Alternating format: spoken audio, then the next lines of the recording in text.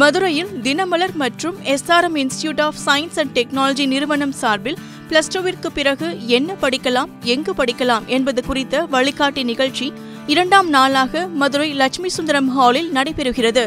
Animation மற்றும் graphic designing படிப்புகள் குறித்து மதுரை சுப்பலட்சுமி லட்சுமிபதி அறிவியல் கல்லூரி பேராசிரியர் திருநாவுக்கரசு பேசினார். பக்கத்து வீட்டுக்காரன் இன்ஜினியரிங் படிச்சுட்டு கார் வாங்கிட்டு பங்களா வாங்கியாச்சுன்னா நானும் என் பிள்ளையும் அதுக்கு தான் போவோம். இல்லைன்னா ஸ்டேட்டஸ் ஒன்றும் பண்ண முடியாது. அப்போ ஆர்ட்ஸ் அண்ட் சயின்ஸுக்குள்ளே இருக்கிற அத்தனை படிப்புகளில் மிகச்சிறந்ததாக உன்னதமாக அவன் நினச்சதை இப்போ பார்த்திங்கன்னா மற்ற படிப்புக்கும் இதுக்கு என்ன வித்தியாசம்னா சொல்லி கொடுக்குறத அப்படியே எழுதுறது, அப்படியே மக்கர் பண்ணி எழுதுறதாங்க மற்ற படிப்பு எல்லாமே. இதில் மட்டும் நான் ஒன்று சொல்லி கொடுத்தேன்னா அவன் மாற்றி செஞ்சான்னா அவன் தான் கிரேட். நான் டூல் சொல்லிட்டேன், அதெல்லாம் சொல்லிட்டேன், இது அப்படி தான் வரும்னு சொல்லிட்டேன். அவன் சொல்லுவான் அப்படியெல்லாம் என்னால் முடியாது, இப்படி தான் செய்வேன், பாருங்கள் நல்லா இருக்குன்னா பாருங்கள், இல்லைன்னா விட்டுருங்க அப்படிமா. அப்போ தான் அவனோட அந்த இண்டிவிஜுவாலிட்டி அவன் சொல்லிக் கொடுக்கும்போதே தனித்துவமாக வர்றான். பார்த்தீங்களா, அவன் தான் கிரியேட்டிவ் பர்சன். அதை தான் சொல்ல வர்றான். இந்த உள்கட்டமைப்புங்கிறது பார்த்திங்கன்னா ஒரு கல்லூரியை தேர்ந்தெடுக்கிறீங்க அப்படின்னா இந்த மாதிரியான ஸ்ட்ரக்சருக்கு தான் பார்க்கணும். கிரீன் மேட், ஸ்டுடியோ எல்லாமே வந்து கல்லூரியிலே இருக்கணும். அவன் ஃபீல்டில் போய் கற்றுக்கூடாது, எங்கே கம்பெனியில் போய் அவன் கஷ்டப்படக்கூடாது. ஒரு பையன் படிக்க வர்றான்னா அந்த படிக்கிறதுக்கான இன்ஃப்ராஸ்ட்ரக்சர் எந்தெந்த காலேஜில் இருக்குது, எப்படி இருக்குங்கிறத நம்ம பார்க்கணும். எல்லாருமே நடத்திடுவாங்க. இப்போ பார்த்தீங்கன்னா என்ன பிரச்சனை அப்படின்னு கேட்டிங்கன்னா பிஎஸ்சி அனிமேஷன், அப்புறம் வெறும் அனிமேஷன், அப்புறம் கிராஃபிக் டிசைனு, வெப் டிசைன்னு சொல்லிட்டு 3 months 6 months அப்படி நிறையா நடத்திட்டே இருக்கிறாங்க. பட் பார்த்தீங்கன்னா இன்ஃப்ராஸ்ட்ரக்சர் எல்லாமே நடத்திட்டு வெறும் சர்டிஃபிகேட் கோர்ஸாக வச்சுக்கும் பொழுது நிச்சயமாக வேலை கிடைக்காது, நீங்கள் கஷ்டப்பட வேண்டி வரும். அப்போது அதுக்கான விஷயங்கள் நல்ல ரெகுலர் அந்த அஃபிலியேட்டடான ரெகுலர் கிளாஸஸ் நடக்குதா அப்படிங்கிறத பார்க்கணும். யூனிவர்சிட்டி அஃபிலியேட்டட் இருக்குதான்னு பார்க்கணும். இன்னும் அட்டானமி தன்னாட்சி கல்லூரியாங்கிறதையும் நீங்கள் பார்க்கணும். பார்த்தா மட்டும்தான் அவங்க தான் எவ்ரி இயர் வந்து உங்களுக்கு ஒரிஜினல் சாஃப்ட்வேர் அண்டு இன்ஃப்ராஸ்ட்ரக்சரை கொடுத்துருப்பாங்க. சரிங்களா? இதில் என்னென்ன மாதிரியான வேலை வாய்ப்புகள் இருக்குது? Creative art director, layout artist, brand logo designer, advertisement designer, illustrator, இந்த மாதிரியான நிறைய ஒன்றுக்கு ஒரு பர்சன் கிடையாது. அதாவது கீழே ஒரு டீமாக ஒர்க் பண்ணிகிட்டு இருப்பாங்க. ஒரு கம்பெனிக்கான வேலை வாய்ப்புகளுக்கான உத்தரவாதங்கள் உள்ளது. அடுத்து நெக்ஸ்ட், ஒரு டைரக்டர் போகிறாருன்னா 1 லட்ச ரூபா தமிழ்நாட்டுக்குள்ளே 1 லட்ச ரூபா பெர் மந்த் சேலரி வாங்க முடியும். 28 வயசு 30 வயசில் 1 லட்ச ரூபா அவர் சம்பாதிக்க முடியும்னாக்க அந்த கிரியேட்டிவ் பர்சனாக எந்த மாதிரி வர்றதுக்கான ஜூனியர் லெவல் எப்போ வரும்? ஜூனியர் லெவலுங்கிறது எப்போ கொடுக்குறாங்க? நீங்கள் 3 years படிக்கும்போது 5 செமஸ்டருக்கு இல்லாமல் 6வது செமஸ்டர் எங்கே இன்டர்ன் போகிறீங்களோ அன்னையிலேருந்து நீங்கள் ஜூனியர் லெவல். அப்போ படிச்சுட்டு இருக்கும்போதே நீங்கள் ஜூனியர் லெவலுக்கு இன்டர்ன்ஷிப் ப்ரோக்ராம் இருக்குதாங்கிறத அந்தந்த கல்லூரியிலே நீங்கள் பார்க்கணும். நீங்கள் பார்க்க வேண்டிய முக்கியமான ஒரு விஷயங்கள். அப்படி பார்த்தீங்கன்னா தான் அடுத்தடுத்த level, mid level, senior level, team leader, டிஎல்னு சொல்லுவாங்க. அந்த மாதிரியான கிட்டத்தட்ட ஐடி செக்டார் மாதிரியே தான் இதுலேயும் வேலையோட பொசிஷன் எல்லாமே இருக்கும். நல்லா படிப்பாங்க. அந்த குழந்தை வந்து பொன் குழந்தை வந்து பார்த்திங்கன்னா நல்ல க்ரியேட்டிவாக இருப்பா. எல்லாம் எந்த டாஸ்க்கு கொடுத்தாலும் முடிச்சுட்டு கொண்டாந்து கொடுத்துருவாங்க. ஆனால் என் பிள்ளை மதுரையை விட்டு நகராதுங்க, நாங்கள் அனுப்ப மாட்டோம், சத்தியம் பண்ணி வச்சுருக்கோம் அப்படின்னு சொல்லிட்டு நிறைய பேரண்ட்ஸு. அந்த பிள்ளை எங்கே போய் படித்தான்னா, எங்கே போய் ஒர்க் பண்ணான்னா, பெங்களூர் போனான்னா, மும்பை போனான்னா விட மாட்டேன்றாங்க. ஏன்னா இன்றைக்கி இந்தியாவில் பார்த்திங்கன்னா உலகத்தில் ஹாலிவுட் மூவி எல்லாமே வந்து கொட்ட வேண்டிய இடமா இருக்குது மும்பை, புனே. அதுக்கடுத்து பார்த்திங்கன்னா பெங்களூர், ஹைதராபாத், அடுத்து 4வது இடத்துக்கு தான் சென்னை வருது. இப்போ மதுரைக்குள்ளே வந்து எல்காட்லாம் வந்துருச்சுங்க இல்லையா? இப்போ கம்பெனிஸ் என்னென்ன மாதிரியான கம்பெனிஸ் தான் இருக்குது? நீங்கள் சொல்கிறது அனிமேஷன் கம்பெனிஸ்னு சொல்லிட்டு எதை சார் நம்புறது அப்படின்னு சொன்னீங்கன்னா இதெல்லாம் கிட்டத்தட்ட பார்த்தீங்கன்னா எம்என்சி கம்பெனிஸ். இப்போ டெக்னிக்கலாக ரிதம்க்கு இருக்குது, Tata LXi, Tata consultant, TCS சொல்கிறீங்க இல்லைங்களா? அவங்க அதுக்கு ஈக்குவலண்ட்டாகவே என்ன பண்ணுறாங்க, என்டர்டைன்மெண்ட் தான். அது மாதிரி டாடா எலக்ஸி இருக்குது. எம்பிசியில் தான் வந்து இந்த வருஷம் பெங்களூரு போன வருஷத்துக்கு வருஷம் நினைக்கிறேன் அந்த ஆஸ்கார் அவார்டு வின் பண்ண நிறுவனம். அது வந்து இஎஃப்எக்ஸுங்கிறது பிரசாத் ஸ்டுடியோ. நான் ஏதோ ஒரு டிகிரி படிப்பேன், அதுக்கப்புறம் போய்ட்டு என் வேலைக்காக கொஞ்சோண்டு ஒரு 6 மாதம் ஒரு கோர்ஸ் பண்ணுவேன், அதுலேருந்து நான் வந்து பெரிய ஆளாக ஜம்ப் பண்ணிடுவேன் அப்படிங்கிறத நினச்சோன்னாக்க ஃப்யூச்சரில் ஒரு 6 வருஷம் 5 வருஷம் 3 வருஷம் இவ்வளோதான் வேலை கிடைக்கும்.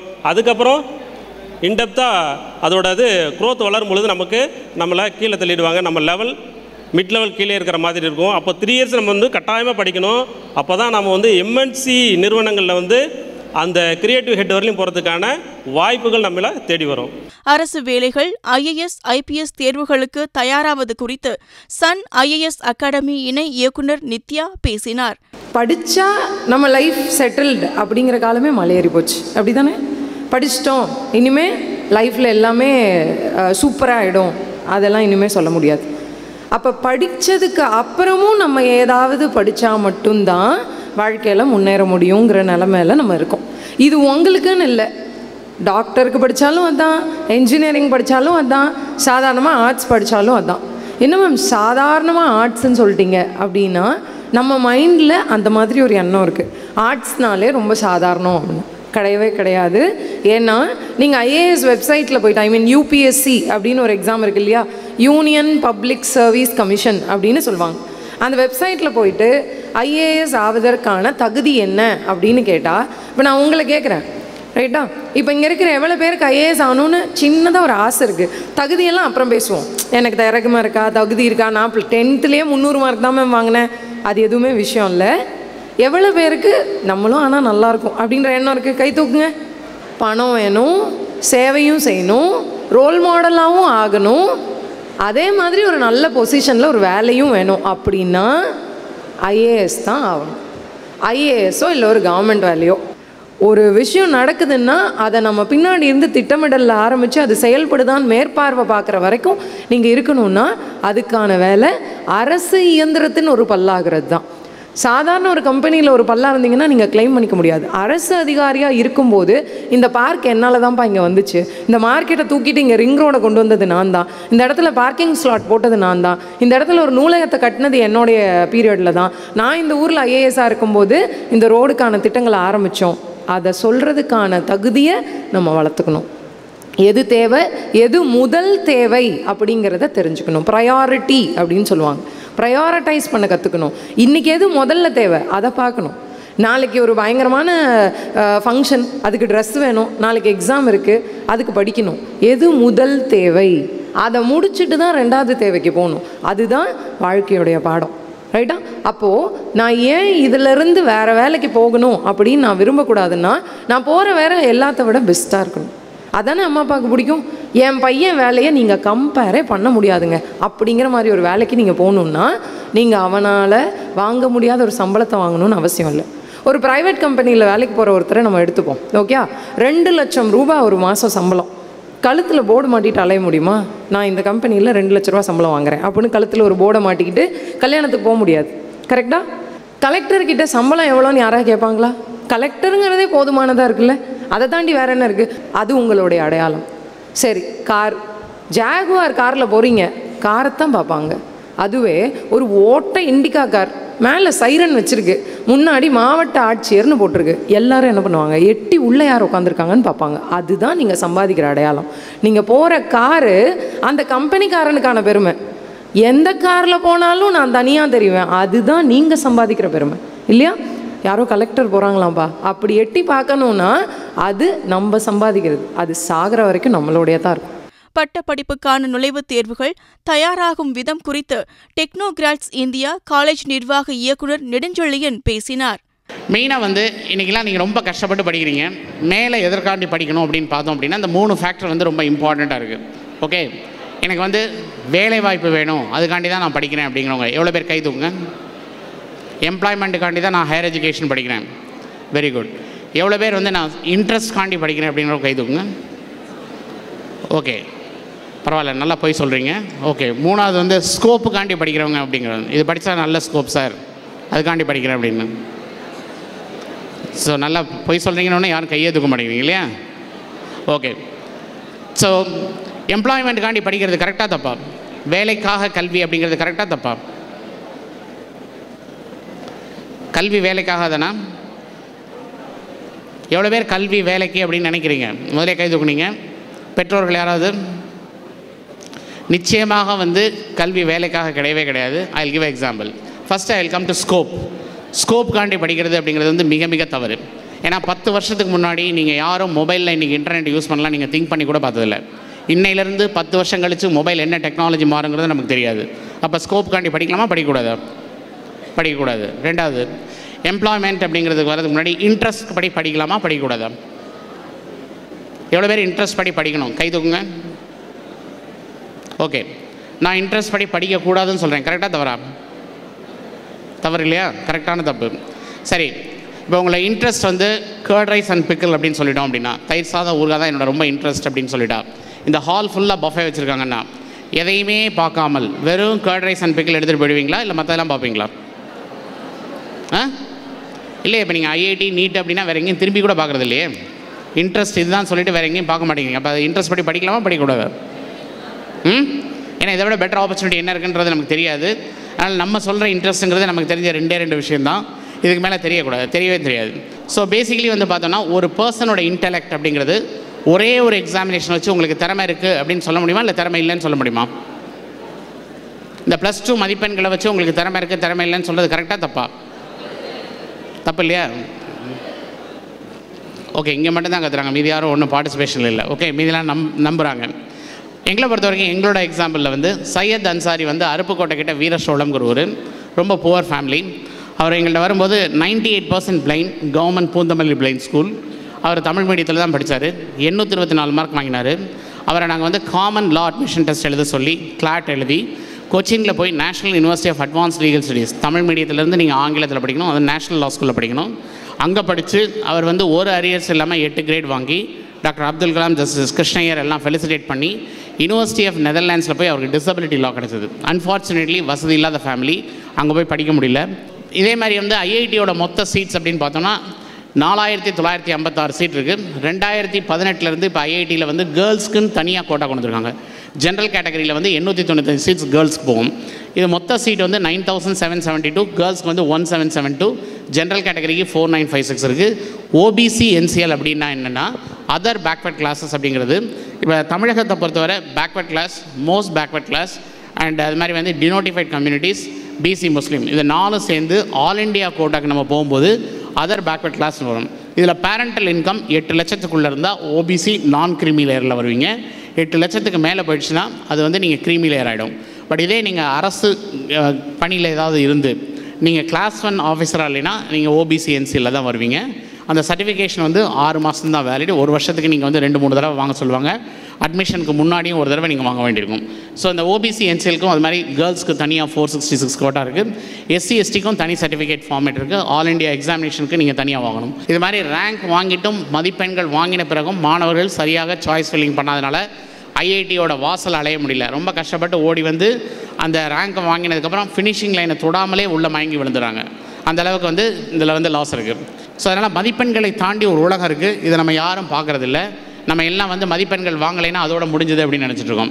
நல்ல guidance and support, education quality நல்லா இருந்ததுன்னா ஸ்டூடெண்ட்டுக்கு வந்து அஷ்யூர்ட் க்ரோத் இருக்குது.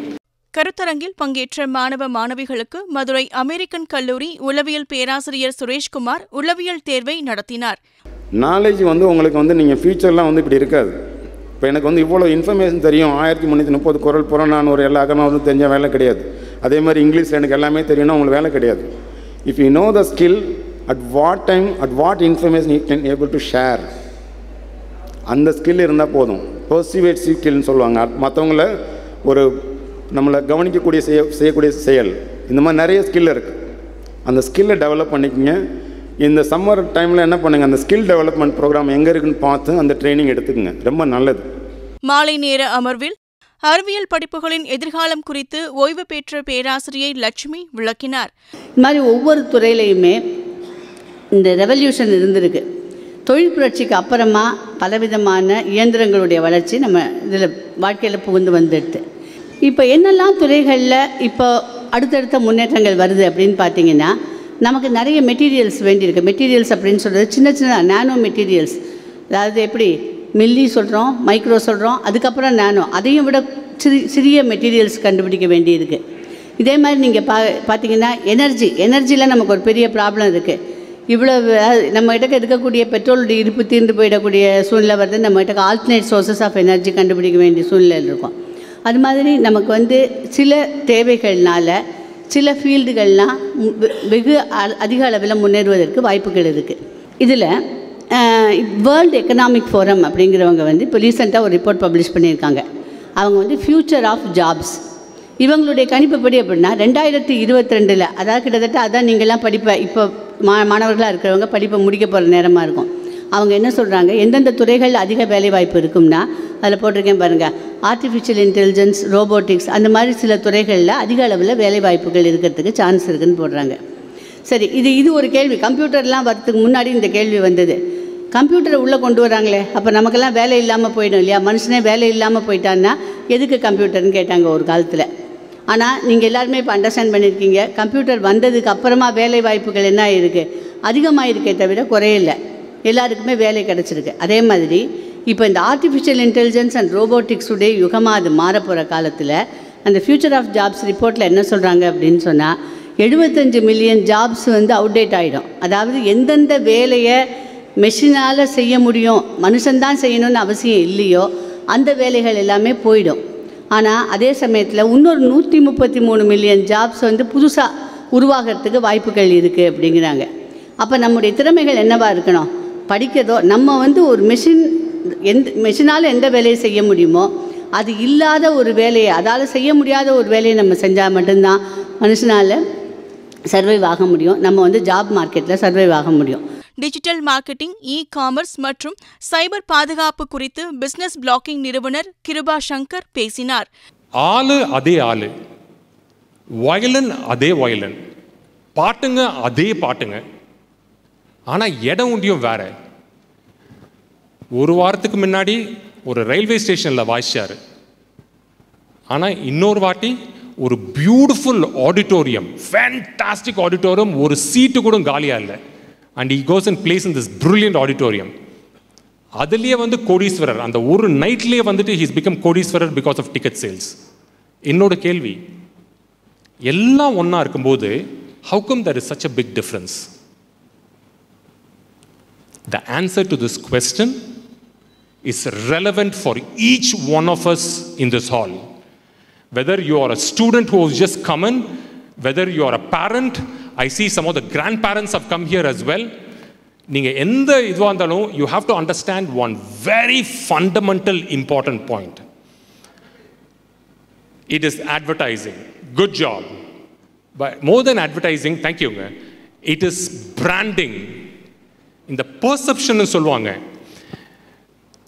நம்ம வந்து as a ஸ்டூடெண்ட்டாக இருக்கும்போது எப்படி வந்து அவுட் சைட் வேர்ல்டுக்கு வந்து நம்ம திறமையை எப்படி வெளிப்படுத்த காமிக்கிறோம், மற்றவங்க வந்து எப்படி நம்மளை பார்க்குறாங்க. பட் நம்மளை வந்து இன்டர்நெட்டில் யாருனா நம்மளோட பேரை சர்ச் பண்ணாங்கன்னா நம்ம வந்து are we giving the right information about ourselves? That is a very critical information you should learn. Very, very important. In fact, in the particular session வந்துட்டு what you see out here, it won the Pulitzer Prize by Washington Post, right? So Pulitzer Prize வந்துட்டு it is like the Oscar award for journalism. It is like the Grammy award for media, right? So this is the story. So rememberங்க, நீங்க எந்த field choose பண்ணாலும் you cannot forget digital as a powerful. So I have got 7 important lessons for each one of us. 7 lessons. In the 7 points நீங்க வந்து if you follow, you will brilliantly shine in life. Not just in academic life, but in professional life. நீங்க ஒரு புத்தகத்தை எடுத்து மனப்பாடம் பண்ணி அதை எக்ஸாமில் வாமிட் பண்ணுறது இல்லாமல் what else did you accomplish? Did you do something that is different from what others have done? That is reputation and perception. The first step is you have to establish your niche. What is niche? அப்படின்னா என்ன? உங்கள் interest வந்து எதில் வந்து உங்களுக்கு interest இருக்குது, உங்களுக்குன்னு ஒரு ஆசை இருக்கும், இதை பண்ணால் நல்லா இருக்கும்னு, ரைட்? ஸோ அந்த field once you find out that, then you should really go ahead and tell the world how good you are. அதை வந்து யூ ஹாவ் டு அந்த வெளிப்படுத்தணும். நீட் தேர்வுக்கு தயாராவது குறித்து சென்னை ஸ்மார்ட் இன்ஸ்டிடியூட் நிறுவனர் கே ஆனந்த் பேசினார். பயாலஜி, ஃபிசிக்ஸ், கெமிஸ்ட்ரி ரெண்டுமே 2 இயர் சிலபஸ். இப்போ நீங்கள் 12th ஸ்டாண்டர்ட் முடிச்சிருக்கீங்க. ஸோ 12th சிலபஸில் நீங்கள் கொஞ்சம் இப்போ ரிலேட்டிவ்லி ஸ்ட்ராங்காக இருப்பீங்க. பட் என்ட்ரன்ஸ் எக்ஸாமில் உங்களுக்கு 11th சிலபஸ் 12th சிலபஸ் ரெண்டும் சேர்ந்து வரப்போகுது. ஸோ நாட் ஓன்லி தட், அந்த நீட்டுக்குனே ஸ்பெஷாலிட்டிஸ் இருக்குது. த டைப் ஆஃப் கொஸ்டின்ஸ், அவங்க கேட்குற ப்ராப்ளம் சால்விங். ஸோ இதுக்கெல்லாம் ப்ரிப்பேர் பண்ணணுன்னாக்கா you could have started, but கவலைப்படாதீங்க, still you have 1.5 months time. இந்த டைமை நீங்கள் நல்லா யூஸ் பண்ணிங்கன்னா கூட still you can make it. Totally you have 180 questions. Out of 180 questions ஒரு ட்ரெண்ட் அனாலிசிஸ் பண்ணோன்னாக்கா 60 questions டைரக்ட் கொஸ்டின்ஸாக இருக்குது. 60 questions, ஒவ்வொரு கொஸ்டினுக்கும் 4 marks. ஸோ நீங்கள் சிலபஸை கவர் பண்ணாலே கரெக்டாக இருக்கிற எல்லா கான்செப்ட்ஸ் அண்ட் அதுக்கு என்ன ஃபார்முலா எல்லாம் பார்த்து நீங்கள் கவர் பண்ணிங்கனாக்கா 60 questions தட் இஸ் 240 மார்க்ஸ் நேராக எடுத்துடலாம், சிரமமே இல்லாமல் எடுத்துடலாம். இப்போ ஒரு கவர்மெண்ட் காலேஜ் தமிழ்நாடுல கவர்மெண்ட் காலேஜ் சீட் வேணும் அப்படின்னாக்கா 425 மினிமம் இருக்கணும். 425 நீங்கள் எடுத்துட்டிங்கனாக்கா government college seat assured. Trend analysis பிரகாரம் நான் சொல்கிறேன். இந்த வருஷத்துக்கு கொஸ்டின் பேப்பர் கொஞ்சம் டிஃபிகல்ட்டாக ஈஸியாக கொஞ்சம் காம்படிஷன் இதெல்லாம் பார்த்தோன்னாக்கா அது வந்து 420 ஆகலாம், 440 ஆகலாம். பட் அரவுண்ட் நீங்கள் 425 ஒரு பெஞ்ச் மார்க்காக வச்சிங்கனாக்கா கவர்மெண்ட் காலேஜ் வந்து உங்களுக்கு கிடைக்கும். தமிழ்நாடு காலேஜஸில் மெடிக்கல் காலேஜஸில் 85% அலாட்டட் ஃபார் தமிழ்நாடு ஸ்டூடெண்ட்ஸ். வங்கிகளில் கல்வி கடன் பெறுவது குறித்து ஜேவி அகாடமி நிறுவனர் வணங்காமுடி பேசினார். பட் உங்களுடைய குழந்தைகளுக்கு பணத்தினுடைய மரியாதையையும் மதிப்பையும் நீங்கள் சொல்லித்தரணும் அப்படின்னு நீங்கள் ஆசைப்பட்டீங்கன்னா கண்டிப்பாக அவனுக்கு ஒரு கல்வி கடனை வாங்கி கொடுத்து படிக்க வச்சிங்கன்னா படிக்கும் போதே உன் மேலே இவ்வளோ இன்வெஸ்ட் பண்ணியிருக்கண்டா, இந்த குதிரை மேலே இவ்வளோ பெட் கட்டியிருக்கண்டா, வீணாக்கிடாதடா அப்படின்னு சொல்லி நீங்கள் அந்த பையனை நீங்கள் ஒரு வேல்யூபிள் கேரக்டரோட ஒரு வளர்த்தணும்னு நீங்கள் ஆசைப்பட்டீங்கன்னா நீங்கள் அவனுக்கு கல்வி கடன் வாங்கி கொடுங்க. நீங்கள் என்ன படிக்கிறதுன்றதை முடிவு பண்ண உடனே அடுத்தது எப்படி படிக்க வைக்கிறதுன்றதையும் முடிவு பண்ணி ஆகணும். இல்லைனா உங்கள் பையன் பிள்ளைகளுடைய படிப்பு பாதியில் நிற்கும் போது உங்களுக்கு ரத்த கண்ணீர் வர வேண்டிய சூழ்நிலை வந்துடும். ஸோ அந்த விதத்தில் உங்கள் பையனுடைய படிப்பு கடைசி வரைக்கும் தடைபடாமல் போகணும் அப்படின்னா அதுக்கு தேவையான பட்ஜெட் எவ்வளோ, அதை படிக்க வைக்கிறதுக்கு எங்கிட்ட என்ன சோர்ஸ் இருக்குது, எங்கிட்ட இல்லாத சோர்ஸை நான் எப்படி மேனேஜ் பண்ண போகிறேன்ற ஒரு பேசிக் கால்குலேஷன் வேணும். அந்த கால்குலேஷன் வேணுன்ற போது என்னென்ன செய்யணும். ஒரு பையனை எம்பிபிஎஸ் படிக்கணும்னு முடிவு பண்ணிட்டீங்க, பிஇ படிக்கணும்னு முடிவு பண்ணிட்டீங்க, பிஎஸ்சி ஃபிசிக்ஸ் படிக்கணும்னு முடிவு பண்ணீங்க. அந்த 3 வருஷம் படிக்கிறதுக்கு என்ன செலவு ஆகும்? அந்த செலவுக்கு என்னால் வருமானம் இருக்கா? நிறைய பேர் நினைக்கிறாங்க கல்வி கடன் யாருக்கு கிடைக்கும்ன்றது 3 தகுதி. நீங்கள் மனசில் ஏற்றிக்கிங்க. உங்களுக்கு கிடைக்குமா கிடைக்காதான்றதை நீங்களே முடிவு பண்ணிக்கலாம். இங்கே யாராவது ஃபாரின் நேஷனல்ஸ் உட்காந்துருக்கீங்களா?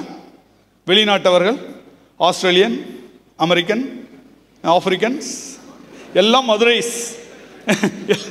என்ன, இஃப் யூ ஆர் நீங்கள் ஒரு இந்திய குடிமகனாக இருந்தால் ஃபஸ்ட்டு தகுதி எஸ், உங்களுக்கு கல்வி கடன் கிடைக்கும்.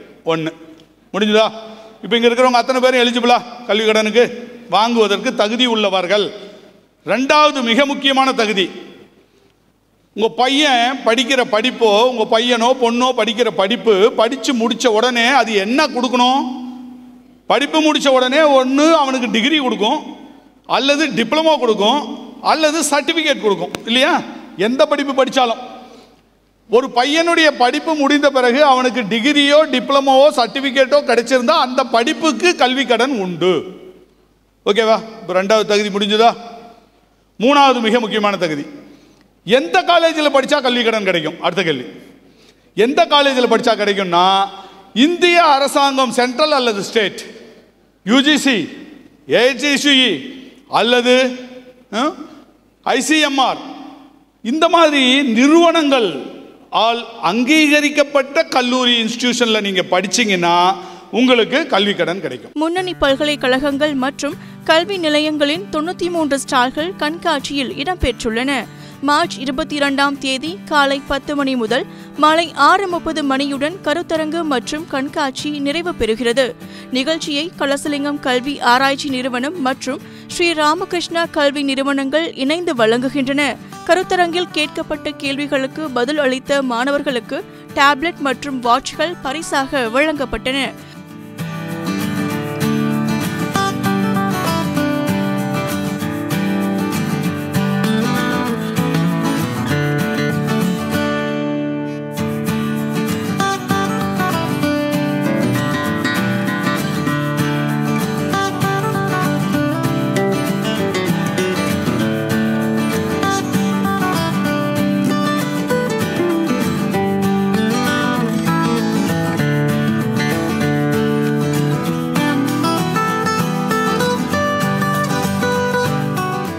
கண்காட்சிக்கு வந்த அனைவருக்கும் எந்த கல்லூரியில் என்ன படிப்பு உள்ளது என்பது குறித்த வழிகாட்டி புத்தகம் இலவசமாக வழங்கப்பட்டது.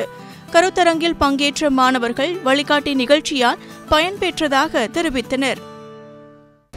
கவர்மெண்ட் எக்ஸாம்ஸ் எழுதுறது தான் என்னோட ஆசை. கவர்மெண்ட் எக்ஸாம்ஸ் அதே மாதிரி நல்லா யூஸ்ஃபுல்லாக சொன்னாங்க.